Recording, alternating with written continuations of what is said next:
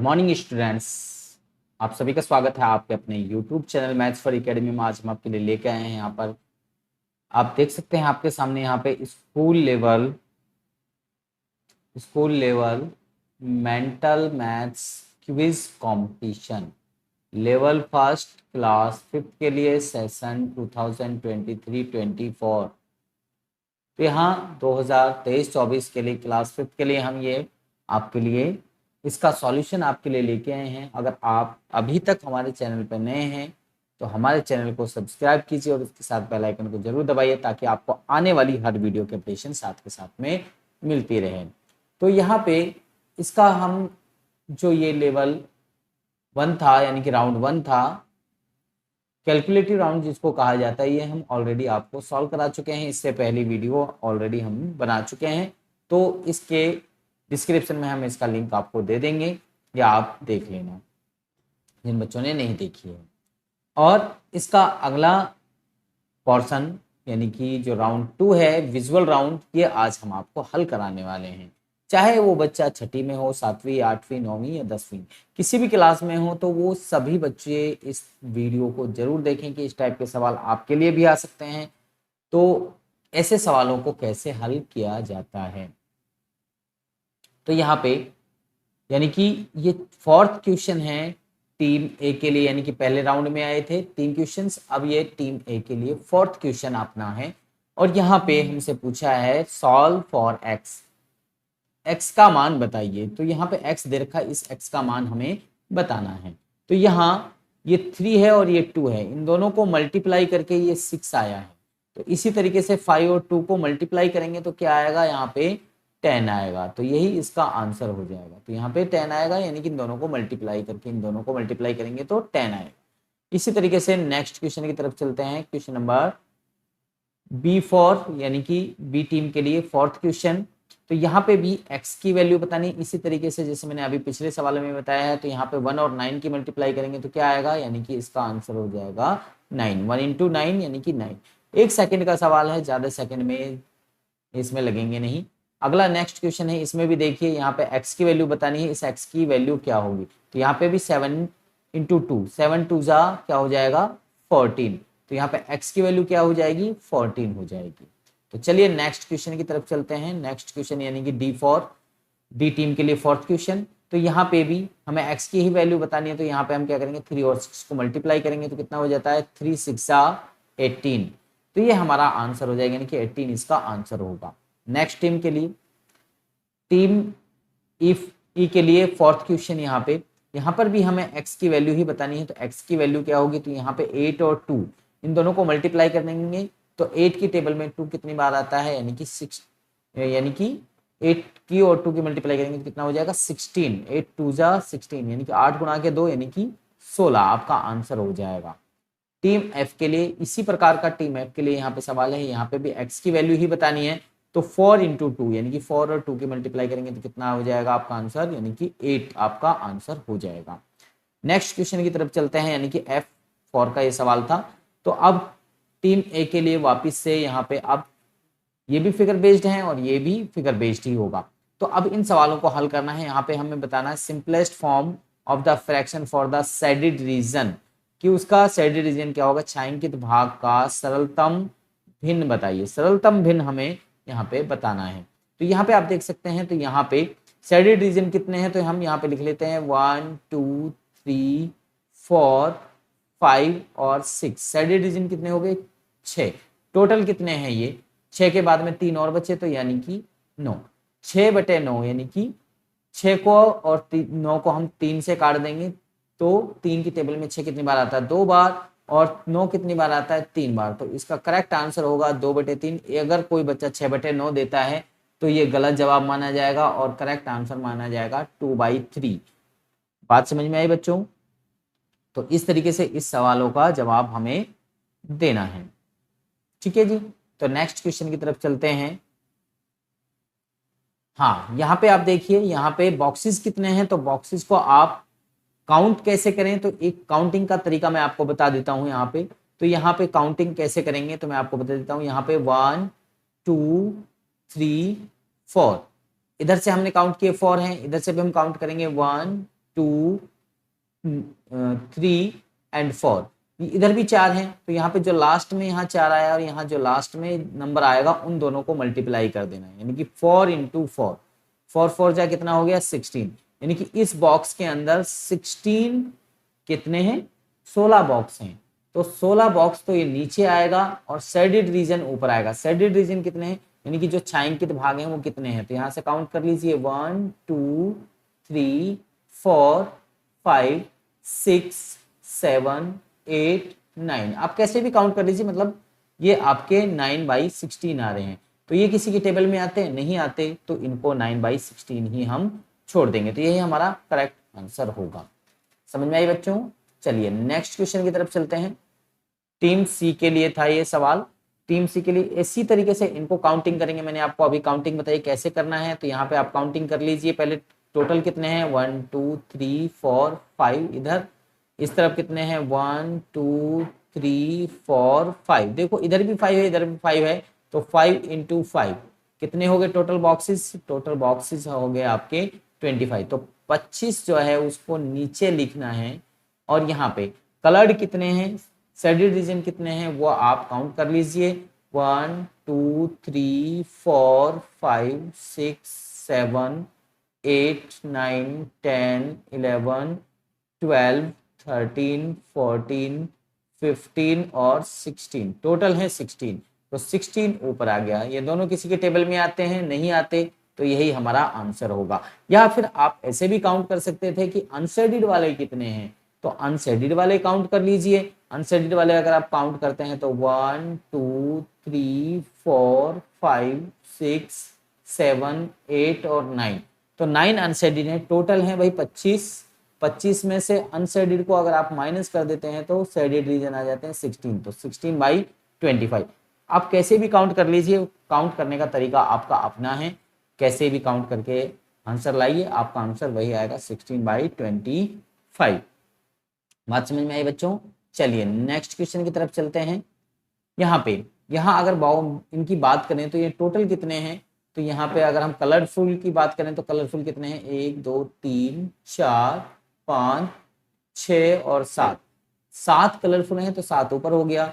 इसके बाद में 3 और बच गए जो अनकलरफुल वाले हैं, ये वाले और बच गए, तो ये 7 और 3 कितने हो गए टोटल, यानी कि 10 हो गए, तो 7/10। देखो टोटल फ्रैक्शन में टोटल नंबर्स यानी कि जितने भी हैं वो नीचे आएंगे और जो कलरफुल वाले हैं वो ऊपर आएंगे। अगर अनकलरफुल वाले कही जाती तो अनकलरफुल के लिए इसका कहा जाता तो यहाँ पे 3 ऊपर हो जाता और 10 नीचे हो जाता इसका। फिर अनशेडेड वाले का अगर अनशेडेड अगर कहा जाता तो अनशेडेड वाले का फ्रैक्शन ये होगा। यहाँ पे शेडेड पूछा है तो शेडेड का ही हमें बताना है। ठीक है बच्चों, बात समझ में आई? चलते हैं नेक्स्ट क्वेश्चन की तरफ।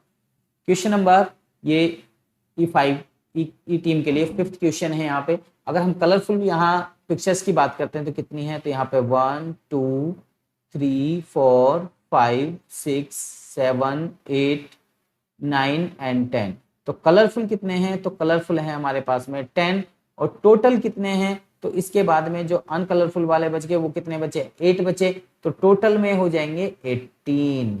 कितने हो जाएंगे 18, क्योंकि भाई देखो अनकलरफुल वाले 1 2 3 4 5 6 7 8 अनकलरफुल हैं, तो 10 कलरफुल और अनकलरफुल जो है यानी कि वो 8 है, तो दोनों को ऐड कर देंगे तो नीचे हो जाएगा 18 और ऊपर ये। अब इनको काट के लिखना है, क्या करना है काट के लिखना है। 10 को अगर आप 2 से काटेंगे तो यहाँ 5 हो जाएगा और 2 से अगर 18 को काटेंगे तो 9 आएगा, यानी कि 5/9 जो है हमारा करेक्ट आंसर होगा। 10/18 नहीं कहा जाएगा, ये करेक्ट आंसर नहीं माना जाएगा, करेक्ट आंसर आपका ये माना जाएगा। ओके, समझ में आई बच्चों?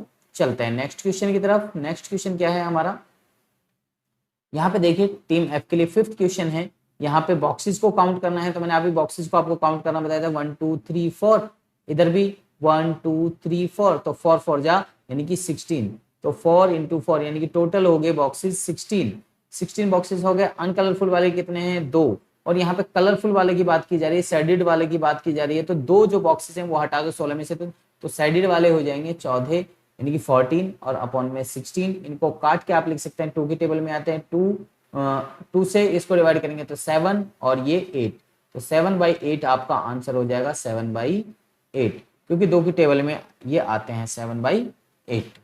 ठीक है, दोनों 2 की टेबल में आते हैं तो कट जाएंगे, 7/8 आपका आंसर हो जाएगा।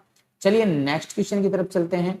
नेक्स्ट क्वेश्चन देखो, ये लास्ट क्वेश्चन है इस टीम के लिए, टीम ए के लिए छठा क्वेश्चन। तो यहाँ पे पूछा है, यहाँ पे क्वेश्चन को ध्यान से पढ़ लीजिए। Name of the angle made clockwise between the two hands of a clock. घड़ी की सुइयों के बीच में घड़ी की दिशा में बने कोण का नाम बताइए। क्या बताना है? नेम बताना है। तो ध्यान से रखिए, name of the angle, name of the angle यहाँ पे बात कर रहे हैं, यहाँ से यहाँ एंगल का नाम क्या होगा? जो ये एंगल बन रहा है इसका नाम क्या है? तो ये है बेटे एक्यूट एंगल। क्या है?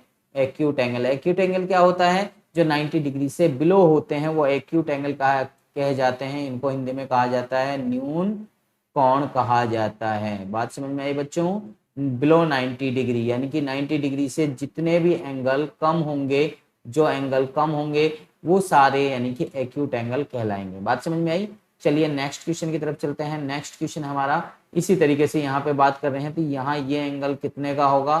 तो ये अगर हम बात करते, अगर ये 3 पे होती सुई तो यहाँ पे 90 डिग्री होता, लेकिन ये एंगल और बच जाता है तो 90 से ज्यादा है, 90 से ज्यादा है, करीबन ये 30 डिग्री या ये 15 डिग्री और होगा।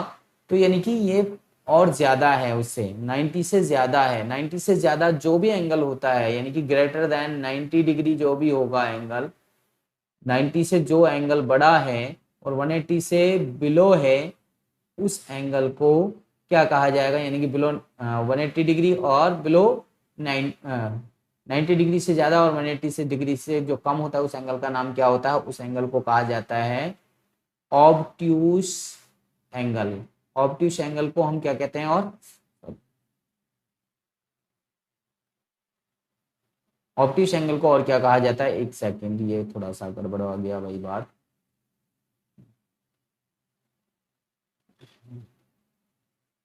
हाँ जी, जो एंगल 90 डिग्री से बड़ा हो और यानी कि 180 डिग्री से कम हो, वो एंगल कहलाएगा हमारा ऑब्ट्यूस एंगल।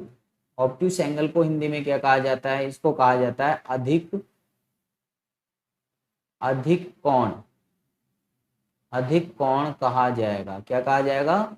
अधिक कोण कहा जाता है। बात समझ में आई? तो ये अधिक कोण होगा, हिंदी में अधिक कोण कहेगा बच्चा, और उसमें ऑब्ट्यूस एंगल कहेगा।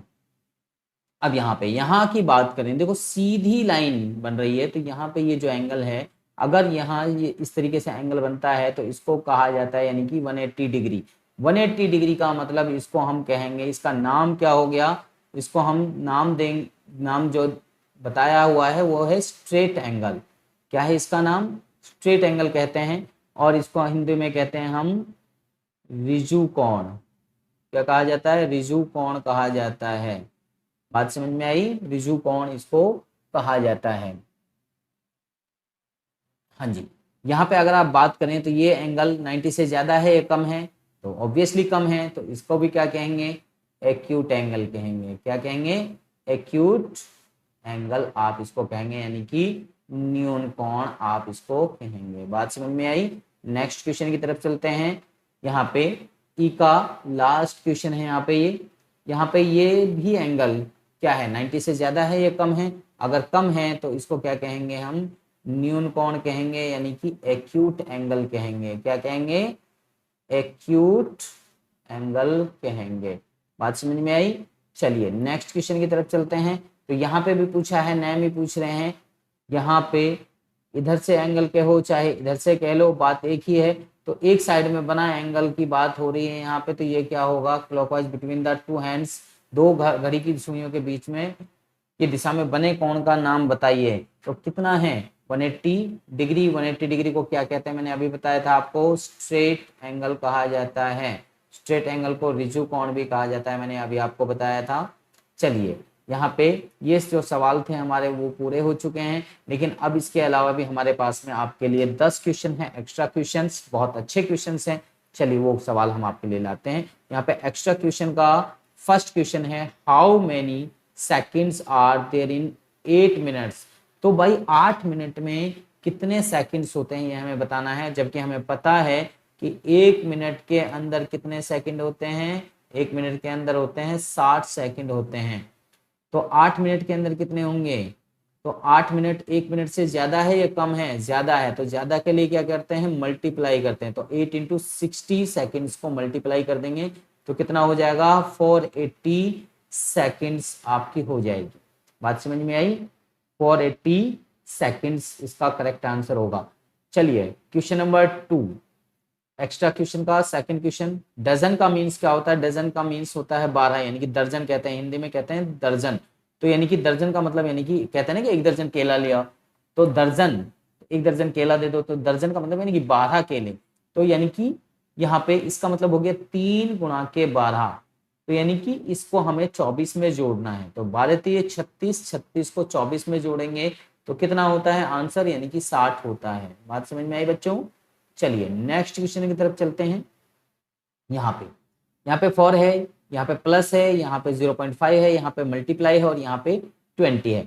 तो यहाँ पे आप एक बॉडमास का आपने फॉर्मूला सुना है, बॉडमास, बॉडमास, बॉडमास का फॉर्मूला सुना है। तो बॉडमास में यहाँ पे सबसे पहले मल्टीप्लाई करेंगे फिर प्लस करेंगे। तो यहाँ देखिए, पहले मल्टीप्लाई फिर एडिशन, ठीक है। तो यहाँ पे सबसे पहले मल्टीप्लाई करेंगे, यानी कि इन दोनों की मल्टीप्लाई करेंगे। तो 4 अपनी जगह रहेगा, प्लस का साइन, इनको अगर आप मल्टीप्लाई करेंगे तो 5 से 20 को सीधा सीधा मल्टीप्लाई करेंगे, कितना हो जाएगा 100 होगा। और इसके बाद में पॉइंट कहाँ पे आएगा, तो पॉइंट यहाँ पे देखो, पॉइंट के बाद यहाँ कितना नंबर है, 1 नंबर है, तो यहाँ पे भी पॉइंट के बाद में 1 नंबर को छोड़ेंगे तो पॉइंट यहाँ पे आ जाएगा। पॉइंट के बाद अगर 0 वैल्यू आती है तो उसको फिनिश कर देते हैं, कट कर देंगे, तो यानी कि कुछ भी आपके सामने नहीं बचेगा। तो यहाँ पे केवल आपके सामने बचा 4 और इधर बचा 10, तो दोनों को ऐड कर देंगे, कितना हो जाएगा, यानी कि आपका आंसर हो जाएगा 14।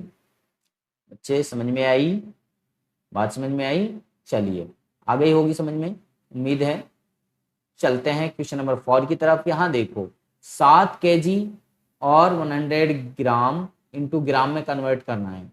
तो कन्वर्ट करना है हमें ग्राम के अंदर। भाई देखो आपको पता है कि 1 kg के अंदर कितने ग्राम होते हैं, 1000 ग्राम होते हैं। कितने होते हैं, 1000 ग्राम। तो भाई 1 किलो में 700, ये 1 किलो में यानी कि 1000 ग्राम होते हैं। तो 7 किलो में कितने ग्राम होंगे, तो 7 किलो में होंगे 7000 ग्राम होंगे। कितने होंगे, 7000 ग्राम होंगे। तो 7000 ग्राम और प्लस में ये जो 100 ग्राम है ये भी तो ऐड होगा। तो 100 ग्राम को अगर आप ऐड करेंगे तो ये कितना हो जाएगा, दोनों को ऐड करना है इन दोनों को, तो ये हो जाएगा 7100 ग्राम, यानी कि 7100 ग्राम, 7100 ग्राम आपका हो जाएगा आंसर। ठीक है, चलिए नेक्स्ट क्वेश्चन की तरफ चलते हैं। यहाँ पे भी वही बड़ा मास वाला फॉर्मूला लग रहा है। तो यहाँ पे आप 8 से अगर 512 को डिवाइड करेंगे तो आपका आता है 64।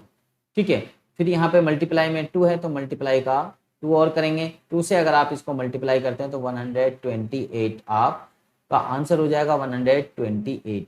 ये आपका करेक्ट आंसर है, क्योंकि देखो सबसे पहले 8 से 512 को डिवाइड करेंगे। आप डिवाइड कर लीजिए बेसिक से इस तरीके से 512 को 8 से, तो वो 64 टाइम्स ही जाएगा। ठीक है, तो यहाँ पे 64 टाइम्स आएगा और यहाँ पे मल्टीप्लाई में 2 बचा हुआ है तो 2 को मल्टीप्लाई करेंगे तो 128 आपका आंसर हो जाएगा। नेक्स्ट क्वेश्चन, यहाँ पे अगर आप बात करें इनकी, आपने जैसे मैंने अभी एक क्वेश्चन और बताया था आपको अभी पहले, तो इसको भी आप ऐसे ही मल्टीप्लाई करेंगे। 2 से अगर 65 को मल्टीप्लाई करते हैं तो मल्टीप्लाई करने के बाद में आपका आता है 130। कितना आता है, 130 आता है। अब यहाँ पे बात करें तो यहाँ पॉइंट कहाँ आएगा, तो पॉइंट आएगा यहाँ पे, पॉइंट के बाद में नंबर देखिए कितने हैं, 1 नंबर है। तो यहाँ पे 1 नंबर छोड़ के यहाँ पे पॉइंट लगा देंगे तो यहाँ पे पॉइंट आपका आ जाएगा। तो ये 13.0 हो जाएगा। और मैंने बताया है कि पॉइंट के बाद में अगर 0 है तो उसकी वैल्यू नथिंग है, तो यहाँ केवल बच गया आपका 13। तो यही आपका आंसर होगा। नेक्स्ट क्वेश्चन की तरफ चलते हैं, क्वेश्चन नंबर 7। यहाँ पे आप देखिए जैसे हमने अभी 7 kg का 100 ग्राम का बताया था, वैसे ही इसका हो जाएगा 9200 ग्राम। ठीक है, तो यानी कि 9200 ग्राम इसका आंसर हो जाएगा। जैसे अभी 7 किलो और 100 ग्राम का बताया था वैसे ही इसका होगा। आगे यहाँ पे कहा देखो कितना अच्छा क्वेश्चन है, 11 एडिड 4 टाइम्स। प्लस में 5 एडिड 4 टाइम्स। अगर आप यहाँ कहा 11 को 4 बार और 5 को 4 बार जोड़ने पर, अगर आप ऐसे करते हैं 11 प्लस में 11 प्लस में 11 प्लस में 11 4 बार हो गया, फिर 5 को करेंगे 5 प्लस में 5 प्लस में 5 प्लस में 5, अगर ऐसे करेंगे तो ये लेंथी होगा, ये जो है बहुत लेंथी होगा, इस तरीके से आप नहीं करेंगे। बात समझ में आई? आपने कैसे करना है मैं आपको बता देता हूँ। यहाँ पे 11 को 4 टाइम्स करना है, तो यानी कि दोनों को मल्टीप्लाई करना है। 11 चौके 44 यानी कि 11 4 जा 42। यहाँ पे प्लस का साइन है तो प्लस का साइन लगा देंगे। यहाँ पे 5 इंटू, यहाँ पे 5 और 4 है तो 5 और 4 को भी मल्टीप्लाई करेंगे, कितना हो जाएगा 5 4 जा 20, दोनों को ऐड कर देंगे, कितना हो जाएगा 64। तो 64 ही हमारा आंसर हो जाएगा। बात समझ में आई बच्चों?